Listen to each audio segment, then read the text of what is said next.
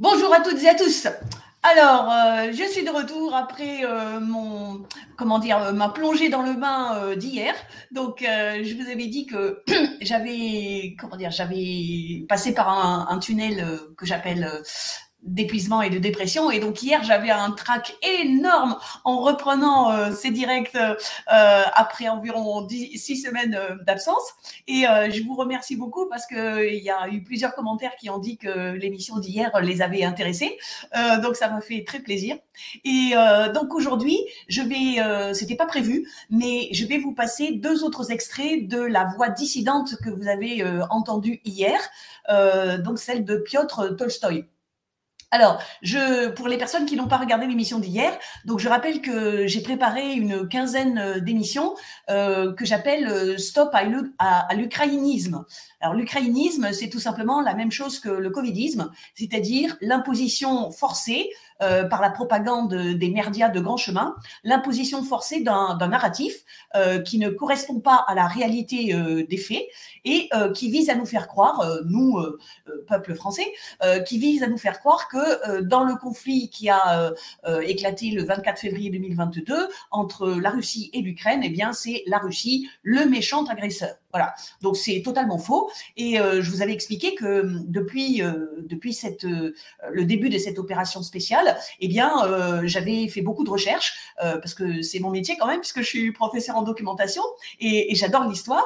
Et donc, j'avais fait beaucoup de recherches pour comprendre ce qui se passait. Et c'est ça qui m'a fait comprendre effectivement que c'est un narratif totalement basé sur des mensonges et sur des omissions. Donc hier, je vous ai présenté ce que j'appelle une voix dissidente, c'est-à-dire une voix, la voix d'une personne qui vous donne d'autres informations que celles que vous écoutez dans les médias de grand chemin, si vous les écoutez encore. Et donc cette personne, c'est Piotr Tolstoï, que vous voyez à l'écran. Et ce monsieur, Piotr Tolstoï, est un député de la Douma, le Parlement, la chambre basse du Parlement de Russie. C'est un député et c'est le vice-président de la Douma. Et hier, je vous ai présenté deux interventions de ce monsieur, Piotr Tolstoï, qui est parfaitement francophone. Et la première intervention, c'était le 23 novembre 2022 avec des journalistes ou des journaleux de BFM TV.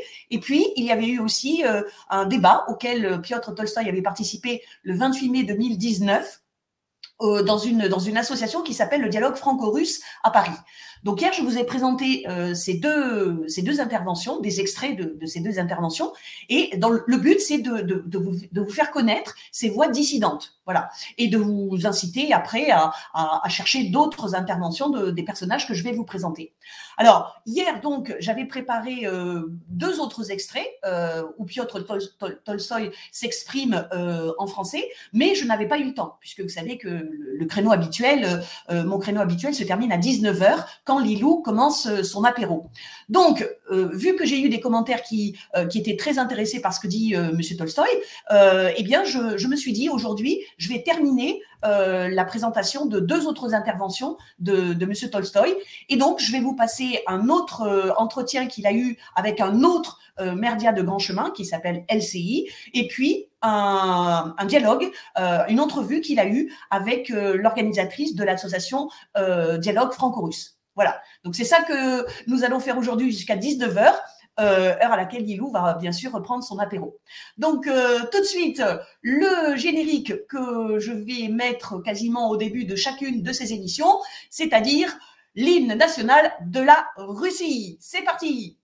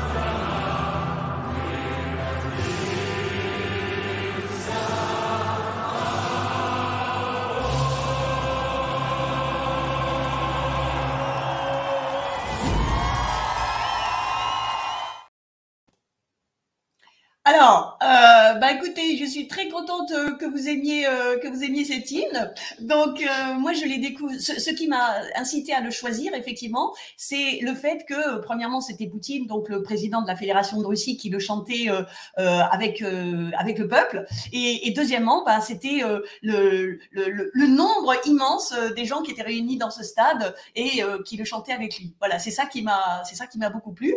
Et j'ai affiché aussi tout à l'heure un commentaire qui disait que le patriotisme devait renaître et que c'était fondamental. Et je pense que, enfin, bon, en tout cas moi, je suis, comment dire, je suis pas nationaliste dans le sens que je ne voudrais pas que la France, comment dire, commande à d'autres pays ou domine d'autres pays. Mais effectivement, je pense que c'est très important d'avoir confiance et de vouloir mettre la nation et la patrie au premier plan. Et parce que, comme je l'ai expliqué hier, eh bien, dans l'Union européenne, depuis malheureusement une vingtaine d'années, les nations ont totalement, enfin, les nations sont sous la coupe de cette écorce vide que représente l'Union européenne. Et moi, franchement, le fait que cette hymne ait été chantée par tellement de personnes, je me suis dit, le patriotisme, c'est ça. C'est le fait qu'effectivement, il y ait des millions de personnes de toutes les couleurs de peau, de toutes les religions, de toutes les tendances politiques, des millions de personnes qui se réunissent et qui se disent, nous faisons partie de la même nation et nous faisons partie de notre pays et nous le défendrons si jamais il était attaqué. Voilà. Donc c'est pour ça que j'ai choisi cet hymne-là comme générique de ces émissions. Et oui, voilà, c'est ça. Le patriotisme, ça veut dire respecter les autres pays, les autres nations. Je vous rappelle que actuellement aux Nations Unies, il y a 194 pays qui sont enregistrés. Donc sur la planète Terre, voilà, c'est la biodiversité de toutes des nationalités humaines qu'il faut respecter. Alors, je vais donc représenter brièvement Piotr Tolstoï. Il y avait aussi une personne qui l'a écouté hier et qui disait que c'était génial parce qu'il parlait parfaitement le français, qu'il était très intéressant et intelligent. Et je suis totalement d'accord avec cette appréciation. Donc, Monsieur Tolstoï, il est né en 1969 à Moscou, ce qui fait qu'il a 53 ans. Il a d'abord été, alors il s'appelle Tolstoï, et pour les personnes qui ont de la culture, bah, ça rappelle le grand écrivain russe du 19e siècle, Léon Tolstoï, et Piotr est son arrière-petit-fils. Donc, à partir de 2009, il a d'abord travaillé comme journaliste à la télévision russe. Et ensuite, à partir de 2012, il a entamé une carrière politique. Il a été député, il a été élu député dans le parti qui s'appelle Russie Unie. Et puis actuellement, donc, il est vice-président de la Douma d'État, qui est l'équivalent du Parlement français. Voilà, qui est l'équivalent de l'Assemblée nationale dans le Parlement français. Et justement, je vous ai mis ici une carte de la Fédération de Russie. Donc, il faut savoir que la Fédération de Russie, c'est justement une fédération de plusieurs entités avec des statuts différents. Donc, comme vous voyez à l'écran, moi, c'est quelque chose que j'ai appris aussi dans mes recherches, que je ne connaissais pas du tout. Donc, il y a des républiques, il y a des okrougs, ça je sais pas, j'ai pas encore cherché ce que ça voulait dire, des kraïstes, des oblasts autonomes et des villes fédérales. Voilà. Donc, tout ça, c'est la Fédération de Russie. Et donc, cette fédération a évidemment une constitution parce que bah, c'est un État totalement civilisé, contrairement à ce que certains merdias voudraient nous faire croire. Et donc, cette fédération a une constitution. Et dans cette constitution, donc, il y a un parlement qui s'appelle l'Assemblée fédérale de la Fédération. Et cette Assemblée fédérale de la Fédération de Russie est composée, comme notre Parlement à nous, est composée de 2 chambres. Donc, il y a la chambre basse, c'est-à-dire la Douma, et vous voyez à gauche, donc c'est le bâtiment de la Douma qui se trouve à Moscou, et il y a 450 députés qui sont élus pour 4 ans. Et puis, il y a une chambre haute qui correspond à notre Sénat et qui s'appelle le Conseil de la Fédération. Et là aussi, je vous ai mis la photo de ce bâtiment, toujours à Moscou. Et donc, dans le Conseil de la Fédération, il y a 178 membres. Et en fait, il y a dans ce conseil, il y a pour chaque sujet de la fédération, Donc les sujets, ce sont toutes les entités politiques qui composent la fédération qui sont là sur la carte. Et donc chacune de ces entités, que ce soit des républiques, des okrougs, des kraïs, des oblasts autonomes ou des villes fédérales, chacune de ces entités envoie dans ce conseil de la fédération 2 représentants. Et donc il y a actuellement 178 membres dans ce conseil de la fédération. Et donc, Piotr Tolstoï, lui, il est vice-président actuellement de la Douma, c'est-à-dire de ce qui correspond à l'Assemblée nationale avec les députés en France. Et donc, Piotr Tolstoï, eh ben, vous l'avez remarqué hier, il est parfaitement francophone et donc, c'est ce qui fait son intérêt. Et non seulement il est francophone, mais il a aussi beaucoup de culture. Et donc, c'est ce qui fait qu'il peut répondre facilement dans des entretiens avec des journalistes français. Donc, hier, vous avez vu l'entrevue qu'il avait donnée à BFM TV, à des journalistes de BFM TV, le 23 novembre 2022. Et vous avez été comme moi, vous avez été ulcéré par la bêtise et l'arrogance des 3 personnages qui, sur le plateau de BFM TV, l'avaient interrogé et voulaient lui poser des questions qui le poussaient dans ses retranchements. Et à chaque fois, M. Tolstoï leur a répondu fermement. Il leur a parfois cloué le bec. Donc, c'est vraiment très, très intéressant de l'écouter. Alors, ce que j'ai décidé de vous passer aujourd'hui, c'est un autre entretien qu'il a eu toujours cette année avec d'autres journalistes d'un autre média de grand chemin qui s'appelle LCI. Mais vous allez voir que le journaliste de LCI, donc cet entretien se déroulait au mois d'octobre 2022, le journaliste de LCI que vous allez voir se comporte différemment de ceux de BFM TV. Il est beaucoup plus poli, il pose des questions assez pertinentes et il écoute avec respect son interlocuteur. Donc, je pense que ça va vous changer favorablement du tableau journaleux que vous avez vu hier. Voilà. Donc là, je vais vous passer maintenant, vous allez entendre pendant à peu près une vingtaine de minutes, donc vous allez entendre M. Tolstoï sur le plateau de LCI. Et donc, c'était le 22 octobre, je crois. Non, le 27 octobre, excusez-moi. C'était le 27 octobre 2022. C'est parti. Bonsoir Piotr Tolstoï, merci d'être avec nous. Vous êtes vice-président de la Douma, c'est l'équivalent russe de l'Assemblée nationale en France. Vladimir Poutine, le président russe, a dit aujourd'hui que l'Occident attise les tensions. Est-ce qu'il n'inverse pas la situation? L'invasion de l'Ukraine du 24 février dernier, c'est une invasion russe. Non, pas du tout. Il a expliqué c'est ce qu'il voulait dire. Il a dit clairement que la Russie, c'est pas un ennemi par rapport à l'Occident. Par contre, c'est l'Occident, c'est l'Europe occidentale qui a entamé les sanctions illégitimes contre notre pays et en fait mène une guerre économique et une guerre en fournissant l'armement à l'Ukraine. Ce qui concerne ce que vous appelez l'invasion ou l'agression de la Russie contre l'Ukraine, évidemment, ça c'est un narratif tout à fait qui n'a rien à voir avec la réalité parce que c'était le seul moyen d'assurer la sécurité du pays après plusieurs propositions, des négociations là-dessus avec les États-Unis, l'OTAN et après les menaces de l'Ukraine d'avoir une arme nucléaire. Donc, c'était une décision difficile pour les Russes parce que nous considérons que nous sommes le même peuple avec les Ukrainiens, mais en fait, ça restait le seul moyen pour assurer la sécurité, notamment la sécurité nucléaire. Parce que si vous avez les missiles américains à Kharkov, la Russie a seulement 2 minutes pour prendre la décision si jamais les missiles attaquent. Voilà, donc ça c'est, on a vraiment peur de Poutine, on a vraiment peur de tout ce que vous racontez sur la Russie, mais je vous rappelle que c'est plutôt un moyen de choquer vos spectateurs et de donner encore une fois les narratifs sur l'agression de la Russie, tandis que ce n'est pas le cas. Et vous êtes là ce soir, évidemment, pour nous dire ce que vous, Russes, pensez, évidemment. Vous dites que vous considérez les Ukrainiens comme faisant partie de la Russie, étant vos frères, le peuple russe. Est-ce que vous considérez ce qu'eux ressentent? Ces Ukrainiens-là se contre lesquels vous combattez aujourd'hui, est-ce que vous avez l'impression qu'ils ont envie de faire partie de la Russie? Ça, c'est une discussion pas pour 10 minutes, hein, parce que les Ukrainiens, quand même, ils ont essayé de bâtir leur nouveau État. D'abord, les premiers 25 ans avec l'aide économique russe, avec le gaz qui coûtait rien, etc. Et après, ils ont décidé à la fois de prendre le gaz chez les Russes et l'argent chez les Européens.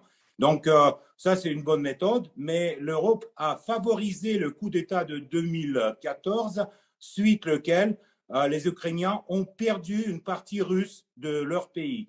Il faut toujours tenir dans la tête qu'il y a 20 millions de Russes qui habitent en Ukraine. Et ça, évidemment, l'Occident a nié pendant 8 ans. On a nié les tirs sur la population civile en Ukraine, notamment à Donbass, à l'est de l'Ukraine. On a nié la volonté des républiques séparatistes de se séparer de l'Ukraine. Donc maintenant, on a ce qu'on a. Et peut-être c'est pas encore le moment pour chercher le compromis, mais je peux vous dire que tôt ou tard, à la table de négociation, les Russes et les Ukrainiens vont se mettre d'accord. Ça, j'ai pas aucun doute.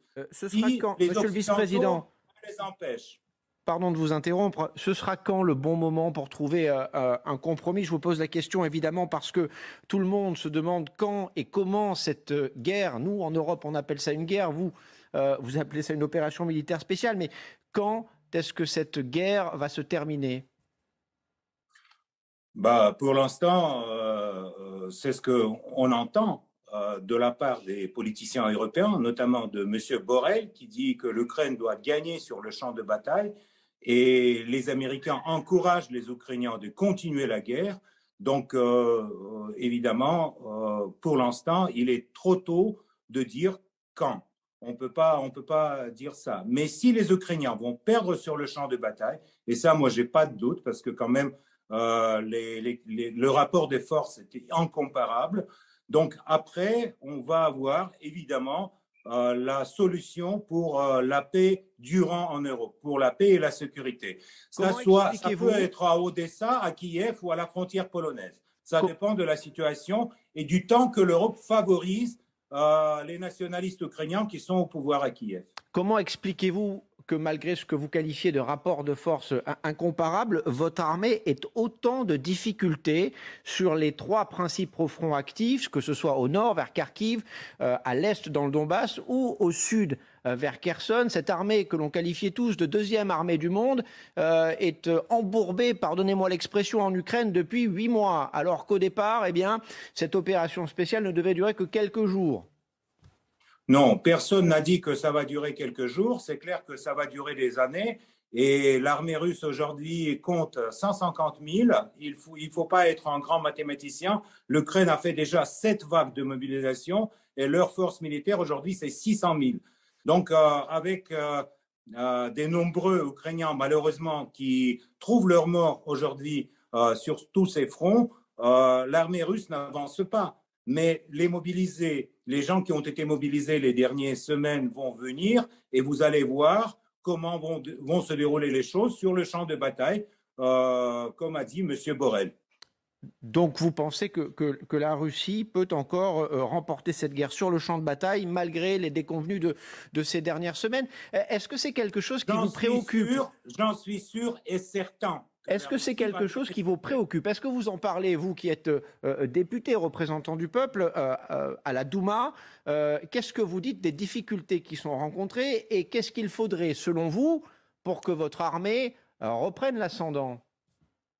Vous connaissez très bien l'histoire, j'espère, et vous connaissez que dans toutes les guerres, quand les Européens voulaient nous porter tout leur bonté, la civilisation et leur mode de vie, notamment la guerre avec Napoléon et la guerre avec Hitler, la Russie a pris un peu du temps pour répondre. Mais ce temps-là est déjà presque passé. Vous allez voir la réponse. Et moi, je n'ai pas de doute que on va encore en parler dans des autres termes. Parce que là, quand vous dites que l'armée russe n'arrive pas à progresser sur l'Ukraine, la bonne question, si on veut progresser. peut-être on ne veut pas progresser. Donc, c'est très bien d'accuser Poutine qu'il est un tyran sanglant, mais en même temps, il faut penser que l'armée russe, contrairement aux Ukrainiens, ne se cache pas derrière les civils et ne tire pas sur les cibles civiles. On tire seulement sur le système énergétique, sur l'infrastructure ukrainienne qui fournit les armements européens sur le théâtre de bataille. Monsieur le vice-président, hier en Russie a eu lieu un grand exercice militaire de dissuasion nucléaire. Les images étaient impressionnantes. Est-ce qu'il y a un risque que cette guerre puisse engendrer d'une manière ou d'une autre, une attaque nucléaire ou une riposte nucléaire de la part de la Russie? Parce que vous êtes russe et c'est pour ça que je vous pose la question. Je suis russe et je peux vous répondre très clairement que tous ces appels, toutes ces histoires avec la bombe nucléaire, avec les Russes qui utilisent l'arme nucléaire, ça c'est toujours malheureusement pour faire peur au public européen qui aujourd'hui ne reçoit pas le gaz russe et a un peu froid, donc il faut réchauffer. Nous, on a une doctrine sur l'utilisation de l'arme nucléaire. C'est une loi et là-bas, c'est écrit que la Russie peut utiliser l'arme nucléaire seulement si son existence est en péril. Donc, l'existence de la Russie en péril, cela veut dire qu'il y a un missile nucléaire qui vise le Kremlin, je ne sais pas, Moscou ou Saint-Pétersbourg. C'est ça. C'est pas l'autre cas. Donc, dans la guerre qu'il y a, c'est impossible d'imaginer que la Russie a une raison d'utiliser l'arme nucléaire. L'image que vous montrez, c'est l'exercice de service des sécurités qui assure la sécurité des... Pardon, monsieur le vice-président. Ça, c'est un exercice qui a eu lieu la nuit dernière dans les rues de Moscou, oui, où des soldats proches de la garde, donc proches de Vladimir Poutine, ont réalisé cet exercice. Ils ont installé notamment leurs véhicules devant l'essentiel des principaux bâtiments administratifs. C'était un exercice. On voit bien que les gens dans la rue ne sont absolument pas paniqués. Nous, on s'est posé la question de savoir quel était le sens de cet exercice. Pourquoi est-ce que cet exercice-là a été conduit hier soir dans les rues de Moscou ? Parce que chaque année, le service de sécurité fait ses exercices, c'est tout à fait normal. Il assure la sécurité des bâtiments gouvernementaux et c'est une routine, si vous voulez. Donc, ça fait peur seulement les gens qui ne savaient pas qu'il y aura l'exercice. Nous, les Russes, on le savait, donc les gens sont calmes. Vous voyez qu'il n'y a pas de panique, il n'y a rien. Donc, ça, c'est l'exercice qui font les militaires pour assurer la protection des bâtiments gouvernementaux, pas les gens. Et il n'y a pas l'armée proche à Vladimir Poutine et l'armée éloignée de Vladimir Poutine. On a une seule armée et Vladimir Poutine est commandant en chef de toutes les forces militaires russes. Donc cet exercice n'est en aucun cas un avertissement du pouvoir à ceux qui pourraient vouloir s'en prendre soit au président, soit au fonctionnement de l'État russe aujourd'hui. Écoutez, je ne connais pas de qui vous parlez. En fait, les gens qui prétendaient à ça, à mon avis, sont déjà au Conseil de l'Europe ou au Parlement européen à donner des interviews sur le régime de Poutine qui leur fait peur.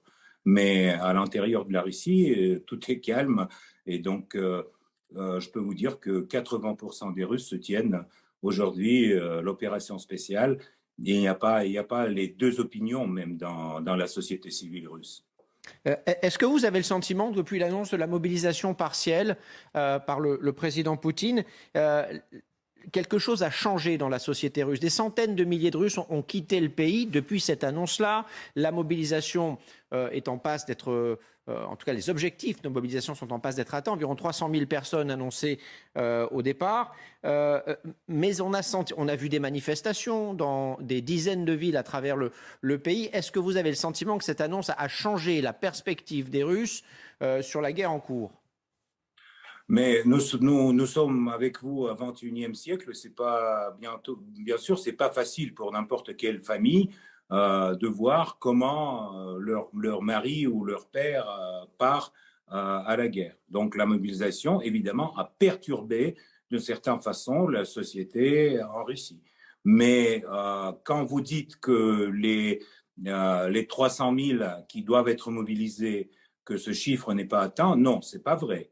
Dans plusieurs régions, la mobilisation a déjà terminé parce qu'ils ont accompli le plan de mobilisation. Ces gens-là, ils se préparent et bientôt, ils vont venir en Ukraine pour continuer leur combat. La raison pour laquelle j'ai donné ce chiffre, c'est que Vladimir Poutine lui-même a dit il y a quelques jours qu'on en était à environ 220 000. Voilà, c'est pour ça que j'ai dit qu'on n'était pas encore aux 300 000. Peut-être que ce chiffre-là est atteint aujourd'hui. Ça, je ne le sais pas. Il a dit dans 2 semaines, la mobilisation sera terminée. D'accord. Bon, elle est terminée. 300 000 personnes, est-ce qu'il va y avoir une mobilisation supplémentaire? Parce que c'est la crainte de nombreux Russes. Vous le savez sûrement mieux que moi. Bien sûr, c'est la crainte de plusieurs Russes. Quand vous dites qu'il y a des centaines de milliers qui sont partis, c'est pas vrai parce qu'il y a des centaines de milliers qui ont traversé les frontières en direction et il y a des centaines de milliers qui sont revenus. Donc aujourd'hui, c'est le chiffre environ 50 000 des jeunes qui ont eu peur et qui sont partis. Quand ils vont revenir, ils vont recevoir l'invitation à continuer le service militaire. Ce qui concerne les vagues des mobilisations, si on aura besoin, bien sûr. Mais pour l'instant, à mon avis, vu ce qui se passe en Ukraine, on n'a pas besoin d'autres mobilisations.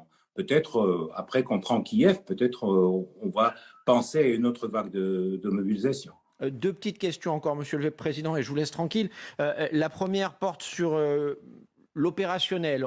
On a du mal à comprendre ce qu'il se passe dans la région de Kherson et dans la ville de Kherson plus précisément. Des évacuations ont été réalisées, au moins 70 000 personnes ont quitté la ville, c'est ce que disent en tout cas les autorités pro-russes de cette ville. On ne sait pas si l'armée russe y est toujours, si elle compte y rester, ou si vos hommes comptent se replier de l'autre côté, face est du Dniepr. Est-ce que vous en savez plus à ce sujet?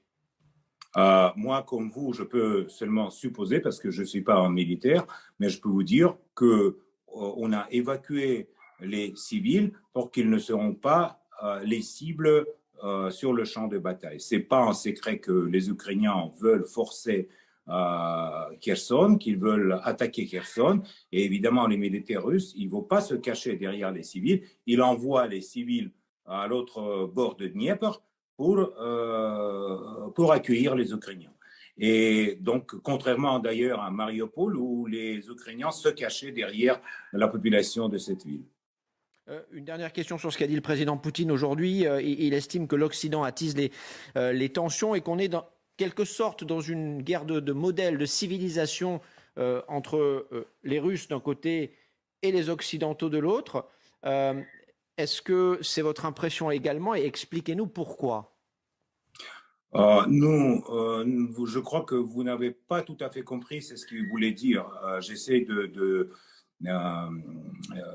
d'expliquer. Donc, il a dit que jusqu'à présent, il y avait un modèle du monde entier unipolaire. Donc, c'est les États-Unis qui décidaient tout. Et on voit d'ailleurs comment les États-Unis ont aujourd'hui décidé le sort de l'Union européenne avec les prix de gaz, d'électricité, etc. Donc, ce modèle unipolaire est terminé. À partir de là, on est dans le monde avec multipôles de pouvoir, la Chine, la Russie, l'Inde, le Brésil, je ne sais pas, l'Afrique du Sud, etc.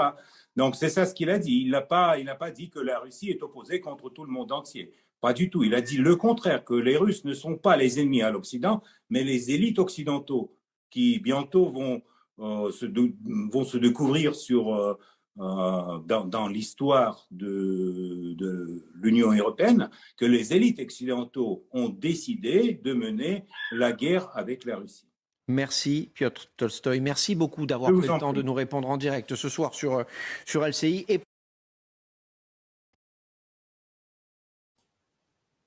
Et voilà, donc cette entrevue. Alors, je dis bonsoir à Christophe du Finistère qui nous a rejoint et qui a mis un petit commentaire. Donc, effectivement, Christophe, tu avais déjà sûrement regardé cette entrevue parce qu'elle date du 27 octobre 2022.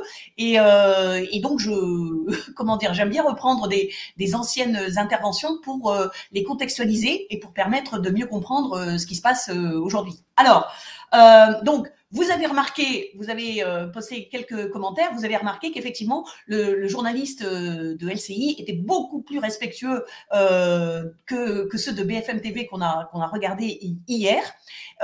Et donc, je vais vous,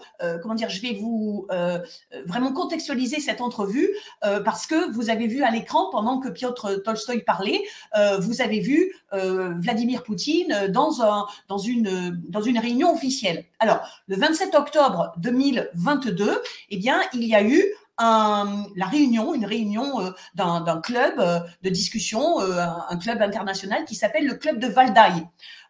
Et donc, ça se passe en Russie, évidemment, et ça fait plusieurs années qu'il y a cette réunion chaque année. Et donc, le 27 octobre 2022, ça a été important parce que Vladimir Poutine, ce jour-là, a prononcé un discours qui est vraiment très important. Et le journaliste, s'il a invité Piotr Tolstoï ce jour-là, c'est effectivement parce que le discours du Poutine le 27 octobre à Valdai avait un petit peu sonné la sirène d'alarme pour le monde unipolaire dont parle Tolstoï, Piotr Tolstoï. Et ce monde unipolaire, c'est un monde qui effectivement est dirigé par les États-Unis d'Amérique. Et donc, je vous ai mis un extrait du discours de Vladimir Poutine ce jour-là, qui a fait réagir le journaliste de LCI. Donc, le passage que vous voyez à l'écran, se situe à la fin du discours de Poutine, le 27 octobre. Et donc, c'est vraiment très important de comprendre ce qu'il a dit. Et ça permet de comprendre ce que veulent les Russes, la Fédération de Russie. C'est effectivement la fin du modèle hégémonique de l'Occident. Comme on l'a vu hier, l'Occident est dirigé par les États-Unis d'Amérique depuis la fin de la Seconde Guerre mondiale, presque depuis la fin de la Première Guerre mondiale, mais surtout la fin de la Seconde Guerre mondiale. Et donc, la Russie, la Fédération de Russie, ne veut plus, comme d'autres pays, parce que Tolstoï a cité la Chine, l'Inde, peut-être l'Afrique du Sud, c'est-à-dire ce qu'on appelle les BRICS, Brésil, Russie, Inde, Chine et Afrique du Sud. Mais d'autres pays aussi, bien sûr. Donc, ces pays-là ne veulent plus du domaine de l'hégémonie impérialiste des États-Unis. Et donc, ce qu'a dit Poutine le 27 octobre à la fin de son discours, c'est que la période historique de domination sans partage de l'Occident sur les affaires mondiales touche à sa fin. Et vous avez sûrement écouté plusieurs analystes qui, depuis une dizaine d'années, en gros depuis la crise des prix hypothécaires en 2008, prédit la fin de l'impérialisme états-unien. Et moi, personnellement, je n'attends qu'une chose, c'est que ça se passe. Donc, ce monde unipolaire, il appartient au passé. Et Poutine pense que nous nous trouvons dans ce début de la décennie 2020, nous nous trouvons à un tournant historique. Il dit que la décennie qui s'ouvre devant nous est peut-être la plus dangereuse, la plus imprévisible et la plus importante depuis la fin de la Seconde Guerre mondiale. Que l'Occident, il faut toujours comprendre les États-Unis, le Canada, le bloc de l'Union européenne, en gros l'OTAN, les pays qui font partie de l'organisation du traité de l'Atlantique Nord. Donc l'Occident est incapable de diriger seul l'humanité, mais il tente désespérément de le faire. Et la plupart des nations du monde ne sont plus disposées à le supporter. Et c'est la contradiction majeure de la nouvelle période. Là, je suis entièrement d'accord avec lui. C'est une contradiction. C'est-à-dire que vous avez toujours les États-Unis avec leurs alliés, avec leurs affidés, avec leurs vassaux qui veulent continuer à diriger le monde, mais vous avez de plus en plus de nations qui ont une importance économique, politique et militaire. Vous avez ces nations qui disent « c'est bon, là, ça suffit, on veut plus d'hégémonie d'un seul pays, on veut un monde multipolaire où toutes les nations seront respectées ». Ça ne veut pas dire, évidemment, faut pas être… Je veux dire, faut pas croire qu'on est au pays des bisounours. Ça ne veut pas dire que les nations comme la Russie, la Chine, l'Inde ou l'Afrique du Sud ne veulent pas, avoir une part importante du gâteau commercial, par exemple. C'est pas ça que ça veut dire. Mais ça veut dire que, de toute façon, il va falloir compter avec tout le monde. Et il n'y aura pas un seul pays qui voudra diriger tout ce qui se passe sur la planète Terre. Et ce que j'ai trouvé très intéressant à la fin du discours de Poutine, c'est que la situation est quelque peu révolutionnaire. Et là, il fait allusion à l'analyse marxiste qui avait conduit à la révolution bolchevique en 1917, c'est-à-dire que les classes supérieures ne peuvent plus et les classes inférieures ne veulent plus vivre ainsi. Et là, au lieu de classe supérieure ou de classe inférieure, qui sont dans une même société, eh ben, vous avez les pays du monde qui ont une puissance et qui ont une certaine volonté de faire respecter cette puissance, qui ne veulent plus être inféodés à un seul État, qui serait les États-Unis d'Amérique. Voilà. Et donc, il faut comprendre que lorsque LCI a invité Piotr Tolstoï le 27 octobre, eh ben, c'était parce que Vladimir Poutine venait de prononcer ce discours à Valdaï le jour même. Voilà. Et si vous voulez lire l'intégralité du discours de Vladimir Poutine, eh ben, je vais vous montrer un site que je vous ai déjà montré hier, c'est-à-dire c'est le site Donbass Insider. Donc, Donbass Insider, c'est un site qui est fait par une journaliste française indépendante qui s'appelle Christelle Néant. Et la prochaine émission que je vais faire, ça sera sur elle. Et donc, dans ce site Donbass Insider, eh ben, vous avez la transcription intégrale, la traduction intégrale, puisque Christelle Néant, elle a appris le russe, donc maintenant elle peut faire la traduction du russe en français. Et donc, vous avez l'intégralité du discours de Vladimir Poutine. Vous voyez, tout ce que je fais défiler ici, c'est l'intégralité du discours de Poutine. Et la partie que je vous ai montrée dans le PDF, voilà, c'est cette partie-là ici. Voilà, c'est cette partie-là ici. Et puis après, vous avez des commentaires justement par les gens qui ont regardé ce discours. Donc, si ça vous intéresse, eh ben, je vous conseille vraiment d'aller regarder le site Donbass Insider et vous mettez dans la barre de recherche, vous mettez juste Valdaï et puis vous arrivez à trouver ce discours. Voilà. Alors, je vais faire comme hier, c'est-à-dire que je vais reprendre quelques-unes des affirmations, des déclarations de Piotr Tolstoï dans son entrevue, et je vais vous les expliciter avec des cartes ou avec des photos pour que vous compreniez bien ce dont il s'agit. Alors, à un moment donné, Piotr Tolstoï dit que en février 2014, il y a eu en Ukraine, à Kiev plus précisément, il y a eu un coup d'État. Voilà. Alors, ce coup d'État, eh bien, c'est ce qu'on appelle l'Euromaïdan. Et je vous mets ici 4 photos, parce que c'est quelque chose que je vais traiter aussi dans une émission. Mais là, c'est pas possible, donc je vous donne quelques faits simplement. Donc, en février 2014, eh bien, il y avait eu des manifestations qui avaient commencé depuis plusieurs semaines sur la place de Maïdan à Kiev. Et ces manifestations, au départ, étaient pour que la corruption du gouvernement de Yanukovych, donc le président qui avait été élu en 2010, pour que cette corruption s'arrête. Mais ces manifestations ont peu à peu été infiltrées et reprises en main par des groupuscules néo-nazis avec le parrainage des États-Unis. Donc, en haut à droite, vous avez justement une photo qui vous montre la collusion entre l'Ukraine, enfin ces groupes nationalistes ukrainiens, que certains appellent des ukronazis. Vous avez le drapeau évidemment nazi, et puis vous avez le drapeau états-unien. Ça vous montre justement la collusion entre ces factions. Et donc en bas à gauche, vous avez le symbole de l'ingérence des États-Unis dans ces manifestations soi-disant populaires et soi-disant spontanées à Kiev en Ukraine.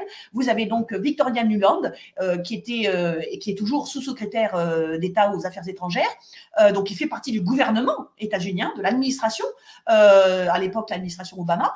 Et bien donc elle était venue à Kiev pendant ces journées pour justement prendre le pouls de la population et pour faire voir que les États-Unis étaient là, soi-disant, pour promouvoir la démocratie. Et puis donc, ces manifestations, à cause de l'ingérence des groupes néo-nazis, sont devenues de plus en plus violentes. Et en février 2024, eh bien, Viktor Yanukovych, le président qui avait été élu, a dû s'enfuir parce que il craignait pour sa vie, tout simplement. Donc ça, il y a énormément d'analystes maintenant dans d'autres pays, évidemment en Russie, mais même aux États-Unis, même en France ou dans d'autres pays, qui considèrent que c'est vraiment un coup d'État. Et donc, à la suite de ce coup d'État, eh bien, un gouvernement nationaliste a pris le pouvoir, a été mis au pouvoir à Kiev, et c'est là que s'est produit la première partition, si vous voulez, entre ces deux parties de l'Ukraine que vous voyez à l'écran. C'est-à-dire que quelques jours après la formation du nouveau gouvernement, eh bien, le Parlement ukrainien, donc avec l'appui des groupes nationalistes, a voté une loi qui enlevait aux Russes le statut de seconde langue officielle. Parce que l'Ukraine, eh bien, depuis des décennies, est composée de plusieurs langues régionales, et notamment du russe. C'est pour ça qu'à un moment donné, dans son entrevue, Piotr Tolstoï dit qu'il y a 20 millions de Russes sur le territoire, à l'intérieur des frontières de l'Ukraine. Et ces 20 millions de Russes dont il parle, eh bien, se situent à l'est de l'Ukraine, nord-est, est et sud-est de l'Ukraine. Et là, vous voyez une carte qui date de 2003 et qui vous montre qu'effectivement, c'est dans la partie orientale et sud-orientale que se situent les personnes qui parlent le russe, pour lesquelles le russe est vraiment la langue de naissance, la langue native. Donc, quand vous entendez que l'Euromaïdan a été une manifestation de toute l'Ukraine, c'est totalement faux. L'Euromaïdan a été une manifestation à Kiev, donc Kiev fait partie du centre de l'Ukraine, et là, vous voyez la partition de l'Ukraine sur le plan de la langue, mais aussi sur le plan de l'origine ethnique. Vous voyez la partition entre les régions qui, effectivement, se sentent ukrainiennes, et elles en ont parfaitement le droit, et puis les régions qui se sentent finalement plutôt russophones. Et donc, c'est parce que il y a eu cette loi qui a enlevé aux Russes le statut de seconde langue officielle, qu'il y a eu des manifestations qui ont émergé dans la partie orientale de l'Ukraine. Et là, je vous montre une carte que j'ai déjà montrée hier, donc qui est parue dans le Figaro en mai 2014. Donc, il y a eu des manifestations dans cette partie orientale.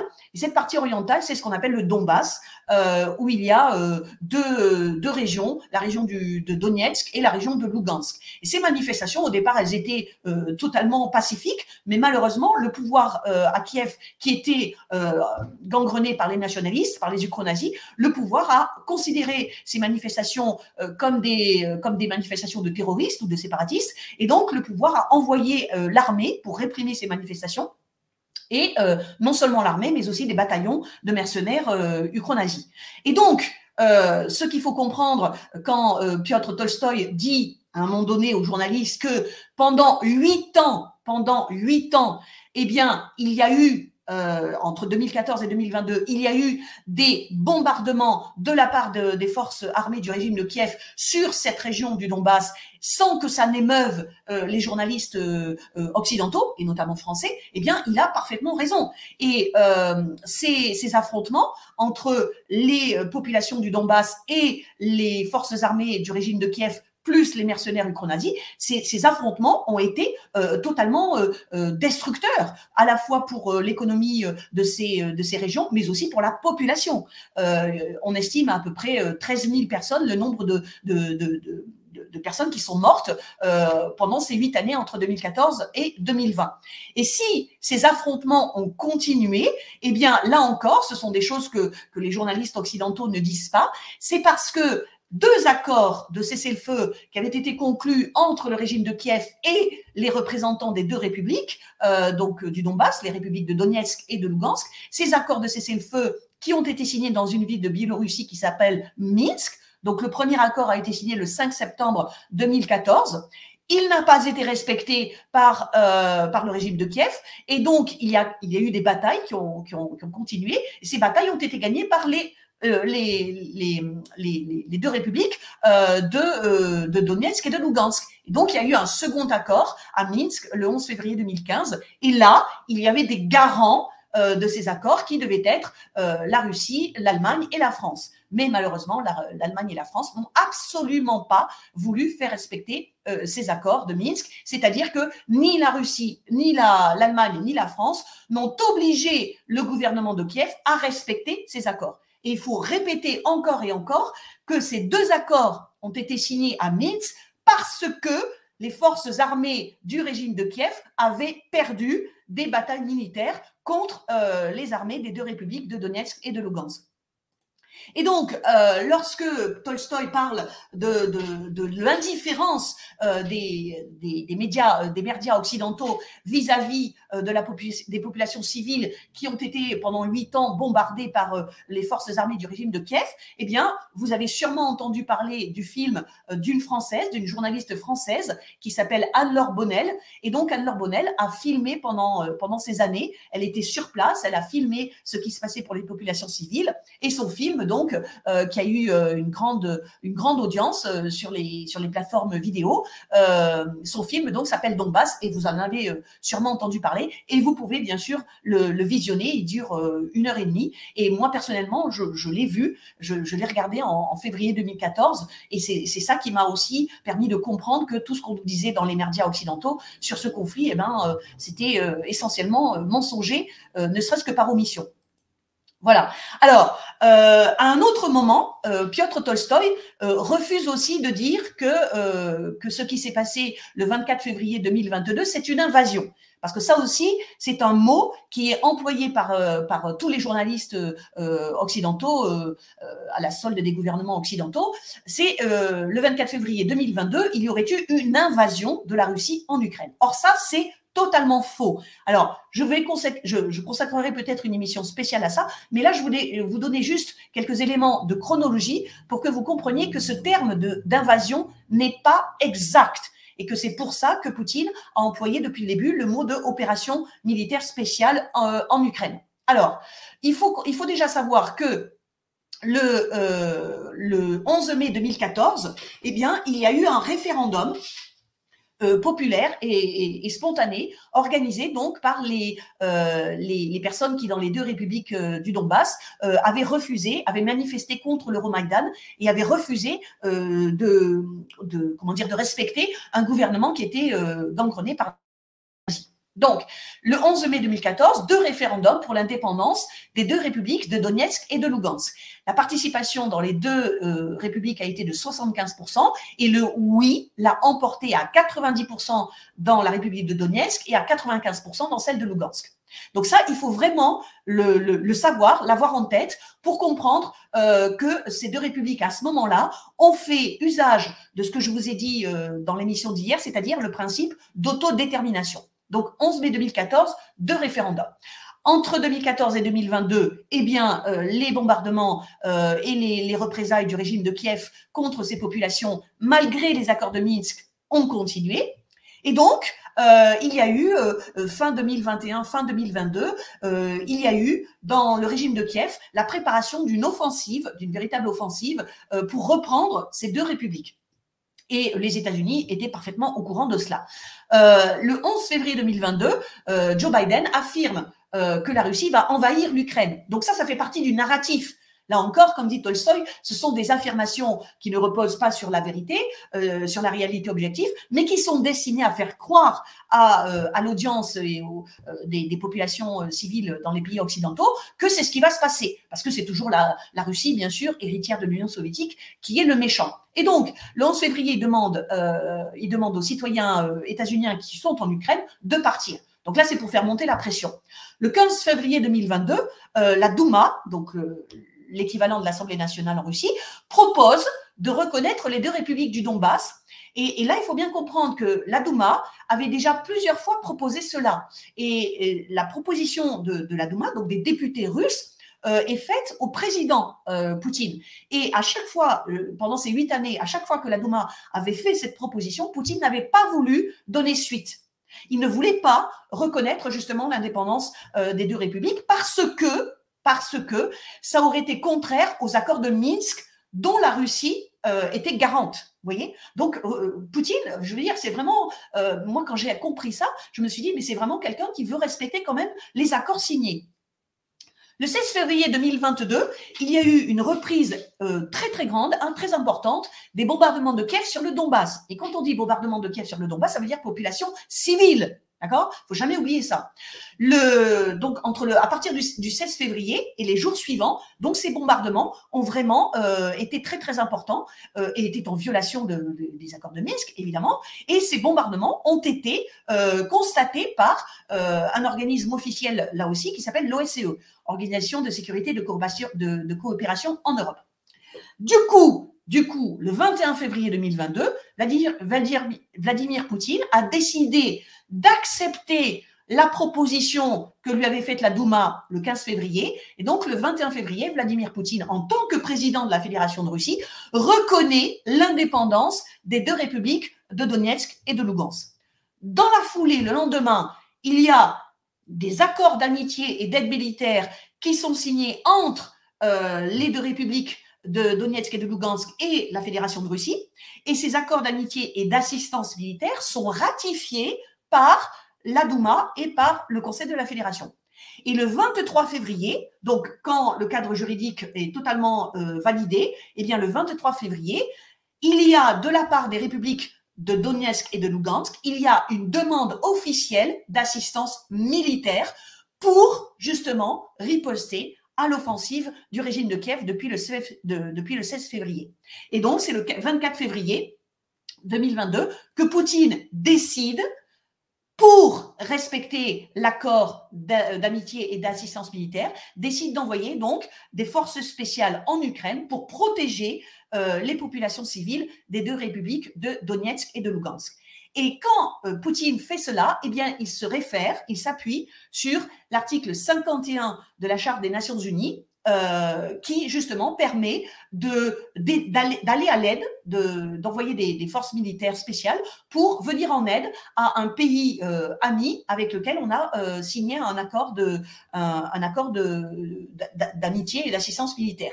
Et donc, en fait, l'article 51 revient à pouvoir secourir un autre pays qui a besoin de se défendre et qui est en état de légitime défense. Alors, évidemment, vous allez trouver beaucoup de journalistes occidentaux qui vont vous dire que c'est pas vrai, l'article 51, c'est un abus de langage, c'est pas vrai parce que personne d'autre n'avait reconnu les républiques de Donetsk et de Lugansk. Donc, en fait, Poutine, il essaie de contourner, enfin, il essaie d'utiliser sournoisement un article de la Charte des Nations Unies. Ça, évidemment, c'est le point de vue des pays occidentaux qui sont les affidés des États-Unis, mais c'est pas le point de vue de la Russie. Voilà. Donc, il faut juste clarifier les choses. Alors, je vais vous passer un extrait, c'est très court, ça dure 1 minute. Donc, un extrait du discours que Vladimir Poutine a fait donc le 24 février, le matin, le 24 février 2022, quand il a lancé l'opération spéciale en Ukraine. Donc, je vais vous passer un extrait de son discours. Et je ne sais pas encore comment faire techniquement pour vous faire la traduction en français en même temps. Donc, vous allez l'écouter en russe avec des sous-titres anglais. Et ensuite, je vous lirai la traduction en français. Donc, c'est parti pour ce qu'a dit Vladimir Poutine le 24 février 2022 quand il a lancé l'opération spéciale en Ukraine. Это требует от нас решительных и незамедлительных действий. Народные республики Донбасса обратились к России с просьбой о помощи. В связи с этим, в соответствии со статьей 51 части 7 Устава ООН, санкции Совета Федерации России и во исполнение ратифицированных Федеральным собранием 22 февраля сего года договоров о дружбе и взаимопомощи с Донецкой Народной Республикой и Луганской Народной Республикой, мною принято решение о проведении специальной военной операции. Ее цель – защита людей, которые на протяжении 8 лет подвергаются издевательствам, геноциду со стороны киевского режима. Кто бы ни пытался помешать нам, а тем более создать угрозы для нашей страны, для нашего народа, должны знать, что ответ России будет незамедлительным и приведет вас к таким последствиям, с которыми вы в своей истории еще никогда не сталкивались. Мы готовы к любому развитию событий.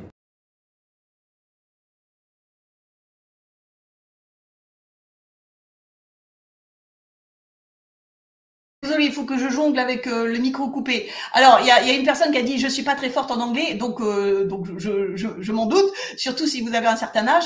Mais attendez, je vais vous le mettre. Je vais quand même mettre Poutine, voilà. Ou alors comme ça. Ouais, voilà. On va faire comme ça. Non, on va faire comme ça parce que c'est quand même lui qui parle. Et je vais vous lire en français donc la traduction de ce qu'il a dit dans cet extrait. Alors, les circonstances requièrent de nous des actions fermes et immédiates. Les républiques populaires du Donbass ont demandé l'aide de la Russie. C'est pourquoi, au regard de l'article 51, chapitre 7 de la Charte des Nations Unies, avec l'accord du Conseil de la Fédération de Russie et conformément au traité ratifié le 22 février de cette année, accord d'amitié et d'assistance militaire avec les républiques de Donetsk et de Lugansk, j'ai décidé de conduire une opération militaire spéciale. Son objectif est la protection du peuple qui, depuis 8 années, subit de la part du régime de Kiev des exactions et un génocide. Quiconque essaierait de nous arrêter et de créer des menaces pour notre pays et pour notre peuple doit savoir que la réponse de la Russie sera immédiate et conduirait à des conséquences jamais vues dans votre histoire.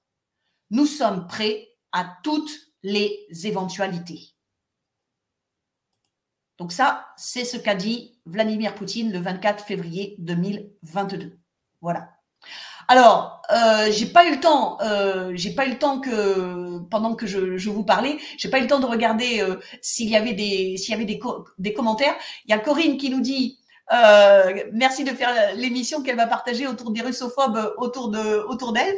Donc effectivement, oui, vous pouvez partager cela parce que le fait d'entendre des personnes qui parlent français, peut-être que et qui ont vraiment un point de vue étayé, un autre point de vue étayé sur la situation, ça pourra peut-être faire changer certaines personnes. Mais bon, enfin, il faut toujours essayer, hein. Ok. Merci pour la traduction, bah de rien. C'est une traduction à partir de l'anglais, hein, parce que je pense depuis quelque temps à apprendre le russe, mais pour l'instant je m'y suis pas encore mise. Voilà, donc je traduis de la part à partir de l'anglais. Ok, alors il est 18h31, donc il nous reste à peu près une demi-heure avant que Lilou ne fasse son apéro. Donc je vais vous montrer maintenant la deuxième intervention que j'avais prévu de vous montrer de Piotr Tolstoï. C'est un dialogue, une entrevue qu'il a eue avec Irina Dubois, qui est l'organisatrice de l'association du dialogue franco-russe. Alors, je vous ai déjà montré le dialogue franco-russe dans l'émission d'hier, mais je vais vous remontrer parce que c'est vraiment super intéressant et vous devez être au courant. Donc, le dialogue franco-russe, c'est une association qui a été créée il y a quelques années pour favoriser bien sûr les échanges culturels entre les Français et les Russes. Et c'est une association donc qui est basée à Paris. Alors ici vous voyez la chaîne YouTube du dialogue franco-russe. Donc, vous voyez qu'il y a déjà presque 40 000 abonnés. C'est une chaîne qui, pour l'instant, n'est pas censurée sur YouTube. Et ce que vous voyez ici, eh bien, c'est des vidéos, des enregistrements de plusieurs conférences qui ont eu lieu donc dans le bâtiment du dialogue franco-russe à Paris.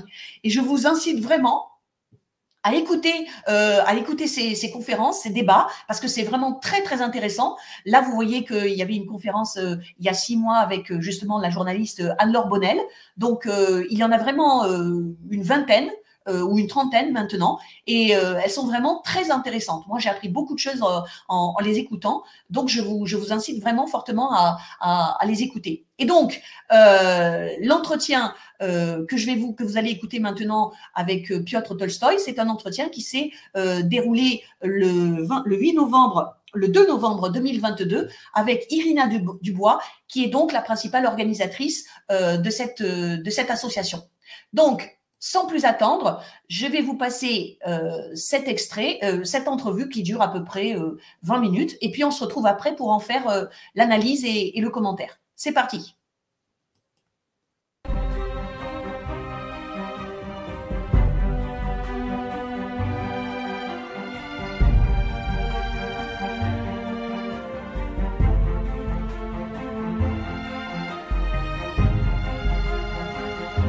Tolstoï et merci d'avoir accordé ce temps précieux à Moscou pour le dialogue franco-russe.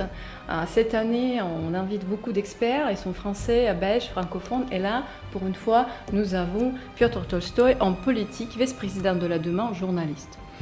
Il y a quelques années, au dialogue franco-russe à Paris, nous avons fait un débat avec Renaud Girard au sujet des convergences et divergences dans les relations franco-russes. On a essayé de trouver beaucoup de divergences et quand même on a trouvé beaucoup de convergences. Cette année, il se trouve qu'on trouve beaucoup plus de divergences entre nos peuples et nos pays. Nos experts ont beaucoup parlé des racines du conflit en Ukraine. Tous nos auditeurs s'intéressent à cette actualité brûlante, et notamment franco-russe, puisque ce sont les relations entre l'Occident et la Russie, ils sont au cœur des relations internationales. Pourriez-vous expliquer à nos auditeurs, et là en ce moment je vous invite à nous suivre encore plus parce que vous êtes très nombreux à nous suivre, pourquoi la diplomatie a échoué le 24 février 2022 ? Merci pour l'intérêt et pour les questions, parce que moi je suis peut-être un des pas nombreux à croire à la continuation d'un dialogue franco-russe, mais malheureusement la diplomatie a échoué parce que l'Occident, les États-Unis et l'Union européenne, ils ont pensé qu'après la guerre froide, c'est fait. Le monde sera basé sur les règles occidentaux et que personne, sauf les Américains et les Européens, ne va pas rien faire, rien dire, ne va pas faire la politique dans l'Europe. La Russie a été préoccupée par les questions de sécurité. À plusieurs reprises, Poutine, le président russe, a proposé à l'OTAN, aux présidents des pays de l'Union européenne, aux présidents des États-Unis, le dialogue, parce que pour nous, les problèmes de sécurité étaient très sensibles, car après le coup d'État de 2014 en Ukraine, on a commencé à construire une espèce de anti-Russie qui était complètement, diamétralement opposée à tout ce que faisaient les Russes, et notamment il y avait plein de problèmes à l'intérieur de l'Ukraine avec les Russes, avec les 20 millions de Russes qui ont été privés de leur langue, privés de la possibilité d'avoir une éducation en russe. Poursuit en fait pour ses idées sur l'histoire de l'Ukraine, etc. Mais à part tout ça, il y avait toujours la proposition de la Russie de discuter l'élargissement de l'OTAN, les problèmes de sécurité à cause de militarisation de l'Ukraine, parce que non seulement les conseillers militaires, non seulement les bases militaires, mais aussi la perspective d'avoir les bases de l'OTAN sur les territoires ukrainiens, pour nous, c'est une menace vitale. Comme vous le savez, le monde, la sécurité mondiale est basée sur la concept de puissance nucléaire qui en fait n'utilise pas l'arme nucléaire, qui seulement préserve le balance de menaces nucléaires. Par exemple, pour nous, le déplacement des missiles nucléaires américains sur le territoire ukrainien, ça réduisait la possibilité de notre réponse en cas de l'attaque par les missiles nucléaires. Évidemment, on en parle on en parle là maintenant comme théorie, mais pour les spécialistes militaires, pour ceux qui animaient les négociations autour de la détente à l'époque, avec la fin de l'Union soviétique, les négociations avec la Russie et l'Ukraine à Budapest, etc. Tous ces problèmes, ils sont bien connus. L'Occident a ignoré la préoccupation de la Russie. L'Occident a pensé qu'il va, voilà, que le monde est fait, que tout est fait, que les règles du jeu établies par l'Occident, je ne parle pas des normes de droit international, mais justement des règles du jeu sur lequel qui toujours mentionne les Américains et les politiciens de l'Union européenne, que voilà, ça serait comme ça, comme nous on a décidé, et alors les Russes, ils sont mécontents, mais peu importe, on fonce. On continue élargir l'OTAN, on continue mettre les bases à frontières, etc. Donc, à plusieurs reprises répétées, la proposition a été ignorée, c'est pour ça que la diplomatie a échoué. J'ai envie de vous demander, c'est peut-être plus une question vers un journaliste qu'un homme politique.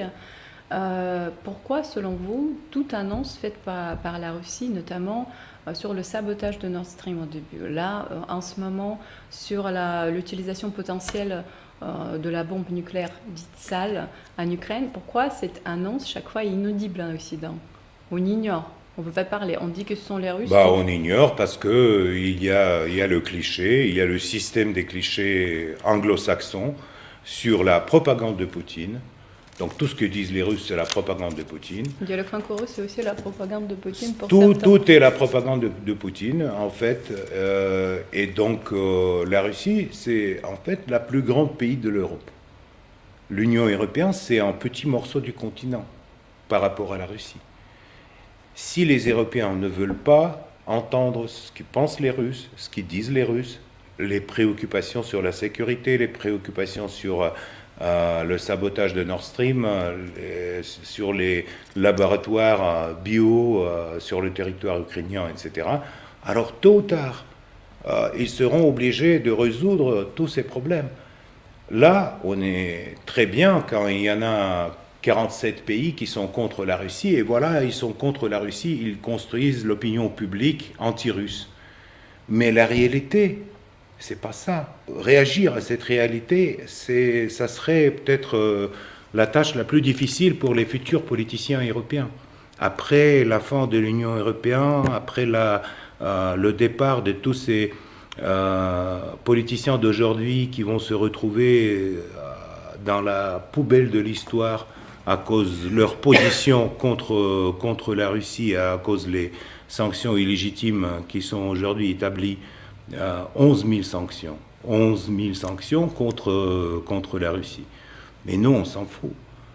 L'économie russe fonctionne, on va gagner cette guerre, parce que les pays nucléaires ne perdent pas les guerres, comme vous le savez. Et tôt ou tard, les Européens vont découvrir un nouveau monde, une nouvelle Europe. Ils vont découvrir la nécessité de dialogue. Et à ce moment-là, ils ont détruit déjà tous les mécanismes de dialogue. Ils ont refusé toutes les tentatives de discuter les problèmes tranquillement par les diplomates, par les parlementaires, par tout le monde. On est tous sanctionnés, on ne peut pas aller en Europe, tant pis. Mais tôt ou tard, ça peut être à la frontière polonaise, ça peut être au Berlin, ça peut être à Paris, mais on va discuter les problèmes de sécurité de l'Europe, le futur de l'Europe. Et vous allez voir, à ce moment-là, les gens qui ont l'idée d'ouverture, l'idée de dialogue, seront bien à la table, contrairement à ceux qui aujourd'hui passent tous ces clichés anglo-saxons sur les méchants russes et agresseurs Poutine qui a bouleversé le monde et qui donc a fait autant de mal au continent européen. À plusieurs reprises, le ministre des Affaires étrangères russe a dit que les Russes officiels sont prêts à discuter. Mais on a l'impression qu'à l'Occident, il n'y a pas assez d'hommes ou femmes pour pouvoir vraiment porter cette voix de l'Europe en face de la Russie. Qui cet homme ou cette femme politique en Europe que vous connaissez peut-être et qui serait capable de se mettre à table de négociation? Peut-être ancien politique s'il n'y en a pas parmi les politiques actuels. La Russie est prête à discuter. À mon avis, malheureusement, les Européens ont complètement perdu leur souveraineté et leur capacité de discussion avec la Russie à partir du moment quand ils ont, suite aux États-Unis, ont repris les sanctions contre la Russie et cette espèce de boycott contre la Russie. Donc parmi les politiciens qui sont aujourd'hui au pouvoir, il n'y a pas des politiciens qui vont discuter le futur de l'Europe, ça c'est sûr. Nous, on a le temps devant nous. Tandis qu'eux, ils ont très peu de temps, tous ces gens-là. Ils ont leur mandat limité, très, très court.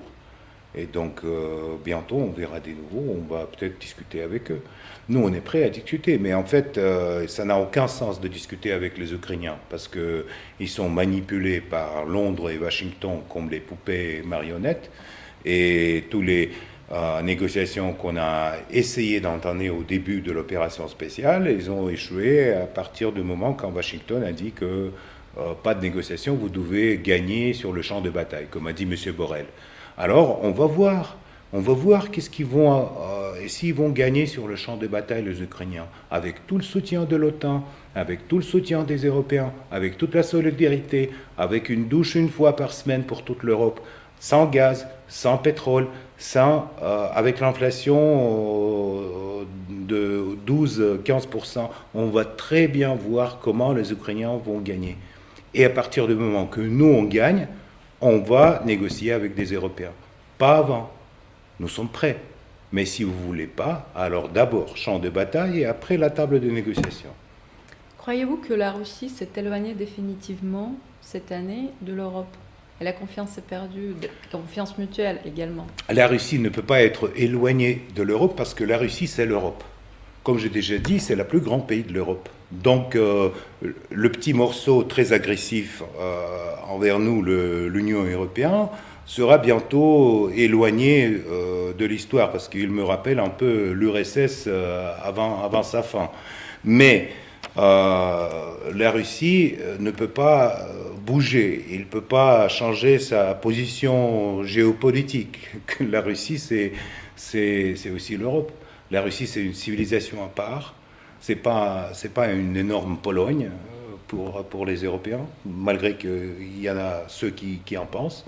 Ça serait pas une simple réplique d'un système démocratique américain qui est installé dans les petits pays de l'Europe de l'Est. Non, la Russie, c'est une civilisation à part, avec son propre histoire, sa propre démocratie, son propre système politique. Et on va fonctionner comme ça, malgré tout. Malgré toutes les sanctions, malgré tous les boycotts, malgré la guerre économique, malgré tout. Mais tôt ou tard, les Européens vont venir et vont demander le dialogue. À ce moment-là, on va réfléchir sur quelle base pourrait être effectué ce dialogue. Vous croyez aussi au dialogue franco-russe que justement le dialogue ne doit jamais cesser.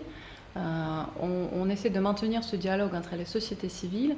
Il y a beaucoup de gens en Europe, quand je parle de la société civile, ce sont des personnes qui travaillent dans des domaines très très très variés et dont les voix se lèvent pour le dialogue constructif et stratégique avec la Russie. Évidemment, il y a aussi également beaucoup de force en Europe contre ce dialogue, et vous le voyez très très bien.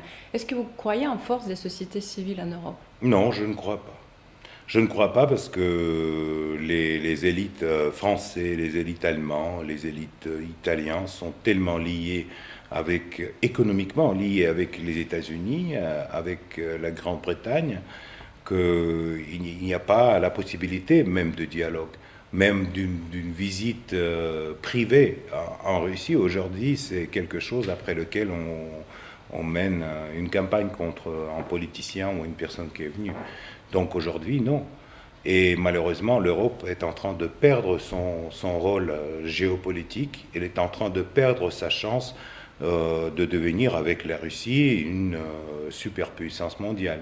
L'Europe, aujourd'hui, avec une crise économique, avec tous ces prix pour l'électricité, pour le gaz, pour le pétrole, à cause des sanctions contre le régime sanglant de Poutine, comme on dit, à cause de ça, l'Europe devient une périphérie de la politique des États-Unis et des Britanniques. C'est dommage, mais c'est comme ça. Et la société civile ne peut rien changer dans cette situation, parce qu'on ne perd pas les contacts avec nos proches, avec nos amis, etc. Mais ce n'est pas eux qui prennent des décisions. Mais comme j'ai déjà dit, la Russie a des siècles devant nous. On peut attendre que les élites politiques en Europe se changent et on va voir si on pourrait renouveler le dialogue. Je remarque que la Russie n'a pas fermé ses frontières. Et donc, il y a des touristes encore. On peut venir. Peut-être certaines personnes ne le savent pas, mais autant que je sache, après corrigez-moi, que le tourisme existe en Russie. Et là, nos amis européens, ceux qui veulent découvrir le pays, ils peuvent le faire. En termes est beaucoup plus coûteux maintenant parce qu'il n'y a plus de vols directs entre la Russie et l'Europe, mais il y a quand même des vols. Si, il y a des vols à Helsinki, à Belgrade, à Istanbul. Il n'y a pas de problème, on prend un billet d'avion, on vient, et même pour les visas, récemment, le président a donné au gouvernement l'ordre d'accepter la politique le plus ouvert à ce qui concerne les visas, etc. Donc il n'y a aucun problème. Mieux négocier avec les Américains? On va voir si, pour l'instant, les Américains, ils ne sont pas prêts à négocier. À mon avis, ils attendent les résultats des élections au Congrès, comment va se sentir leur président Biden, etc. Donc, pour l'instant, la Russie est toujours prête à négocier avec des Européens, avec des Américains. Mais s'ils ne veulent pas, alors... Pensez-vous que la midterms aux États-Unis puisse influencer l'évolution du conflit en Ukraine? Ou peut-être... si notre président non démocrate vient Vous savez, ça change. Ce qui est bien avec les Américains, c'est que les Américains, ils n'ont que leur intérêt national. Rien d'autre ne les préoccupe pas. Et dans des intérêts nationaux américains, c'est d'affaiblir la Russie avec le conflit ukrainien. Ils vont maintenir la guerre jusqu'au dernier Ukrainien. Mais tant pis pour l'Ukraine, malheureusement, les Américains, comme d'ailleurs les Européens, ils fournissent des armements que nous, on bombarde et on liquide sur le territoire ukrainien. Mais ils fournissent cet armement pour l'argent des gens qui habitent dans ces pays. C'est leur impôt. Donc, si les Européens sont prêts de prendre une douche une fois par semaine et donner ces impôts pour subventionner la guerre en Ukraine, tant pis. Hein. Donc c'est pas le problème de la Russie. Mais c'est ce que je peux dire très clairement, que tout ce qui arrive sur le territoire ukrainien, tout l'armement qui arrive aujourd'hui de l'Europe ou des États-Unis sera liquidé par les forces russes. Soit par les bombardements, soit lors de combats sur la terre, soit par l'aviation, tout ça serait éliminé. Voilà. Donc cette aide, cette solidarité avec l'Ukraine, toutes ces belles phrases dont les politiciens européens continuent à s'échanger depuis 8 mois, ça ne sert à rien. Et ça n'a aucun sens à court terme, à long terme, dans les mois qui viennent. Comment voyez-vous l'évolution du conflit en Ukraine? Puisque tout le monde sait qu'on est parti sur le temps long. Parce qu'il y avait plusieurs différentes opinions, sachant que ça va se terminer vite. Non, on va voir, négociation. Là, maintenant, on comprend qu'il n'y a plus de négociation. La phase est compliquée, on rentre en hiver. Quel est votre pronostic? L'hiver, c'était toujours une très bonne saison pour les Russes pour avancer. Je vous rappelle qu'on a eu 2 guerres avec des Européens, à 1812 et à 1941. Et la première, on a terminé à Paris, la deuxième au Berlin. Si les Français, les Allemands, les autres Européens veulent participer dans cette guerre, veulent vraiment que les forces de l'OTAN participent du côté ukrainien, alors on va avancer peut-être plus doucement. Mais on va avancer. Et l'hiver, c'est une très bonne saison pour l'avancement. Comme on disait le général hiver. Général Morose. Morose. Exact. Vous savez, il y a beaucoup de Français qui s'intéressent, bon, puisque vous avez parlé de 1812, je rappelle à presque à chaque conférence qu'on organise de dialogue franco-russe que la France n'est pas en guerre avec la Russie, malgré tout ce qui se passe. Les gens s'intéressent à la culture russe, s'intéressent à l'actualité franco-russe, notamment tous ceux qui nous regardent, ce sont des dizaines de milliers de personnes en ce moment, et vous parlez tellement bien français. Vous gardez le lien avec la France, puisqu'on quand même, on va rester positif. On va espérer que les relations vont reprendre. On va rester positif. On a des siècles des relations franco-russes derrière nous. On a des siècles encore en avant. Donc, moi, j'ai une partie de ma famille en France. Par exemple, à cause des sanctions, je ne pourrai jamais les voir à Paris ou en France, mais ils vont venir à Moscou. Donc, tout ce qui est les liens humains, les liens culturels, les liens économiques dans certains sens, j'espère que ça va continuer. Malheureusement, contrairement à la volonté des politiciens. Sur cela, sur cette note positive, je vous remercie d'avoir accordé ce temps au dialogue franco-russe. Je vous invite à nous suivre, à partager et surtout, sachez que le dialogue ne doit jamais cesser. Merci. Merci beaucoup.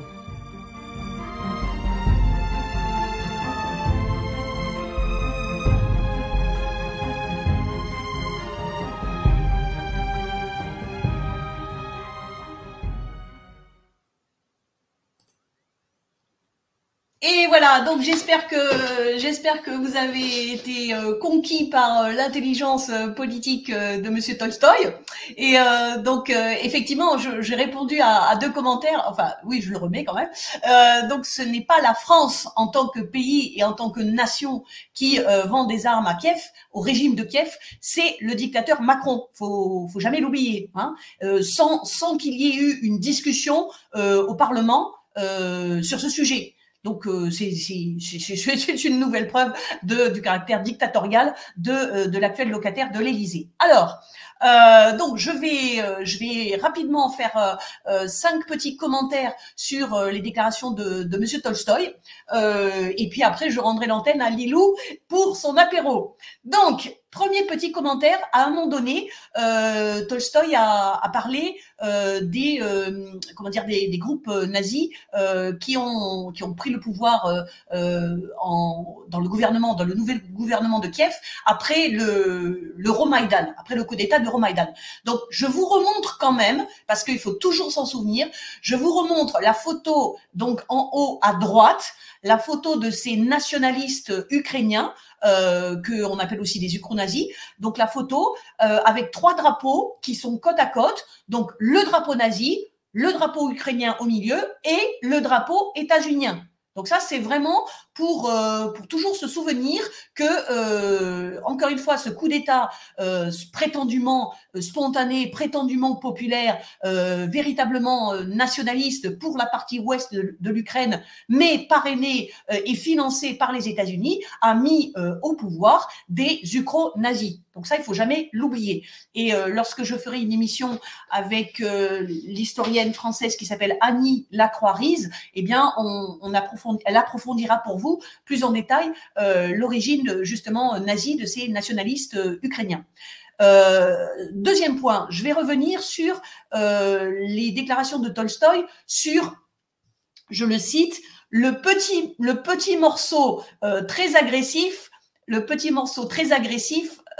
non, comme ça, voilà, comme ça c'est mieux.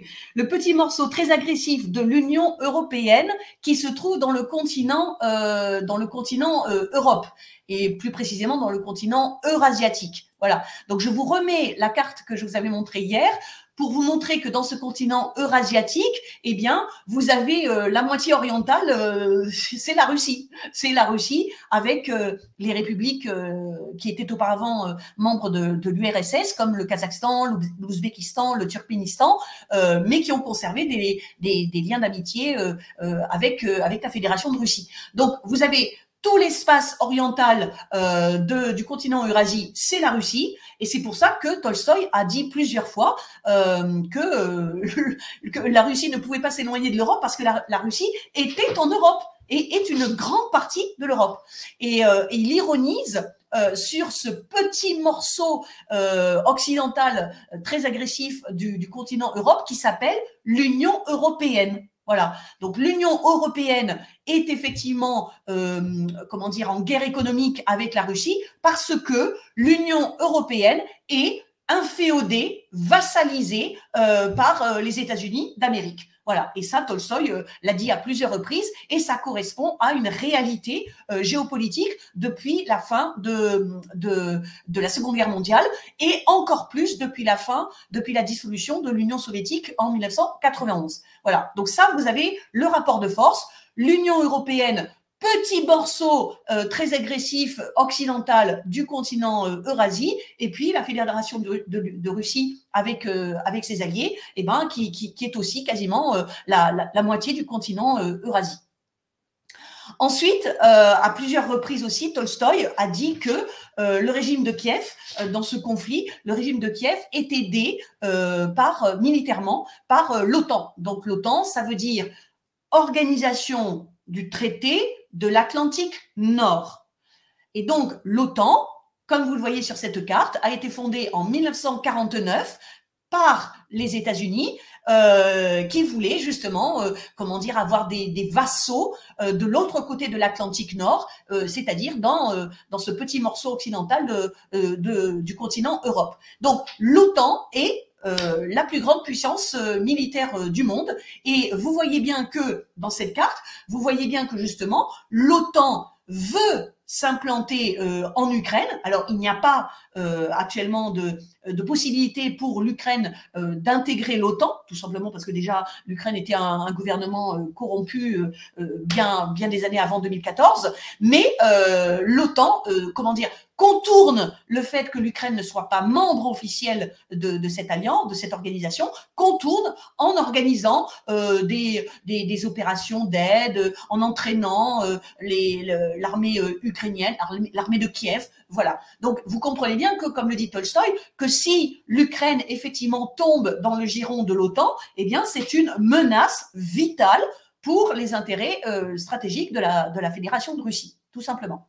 Et on entend aussi beaucoup dans le narratif ukrainiste dire que c'est bien sûr la Fédération de Russie qui voudrait redevenir un empire, Poutine voudrait revenir le tsar, voudrait faire ressortir l'empire de l'URSS, enfin que des fadaises. Et donc pour répondre à ces fadaises, eh ben je vous montre cette carte. Donc oui, c'est la Russie qui voudrait soi-disant la guerre et qui voudrait soi-disant conquérir plein de territoires, mais là vous avez toutes les bases de l'OTAN dans les pays européens et en Afrique du Nord. D'accord ? Ça, ce sont les bases que vous voyez en bleu, ce sont les bases de l'OTAN. En tout, actuellement, dans le monde, sur la planète Terre, l'OTAN a plus de 700 bases militaires, alors que la Russie en a moins d'une vingtaine.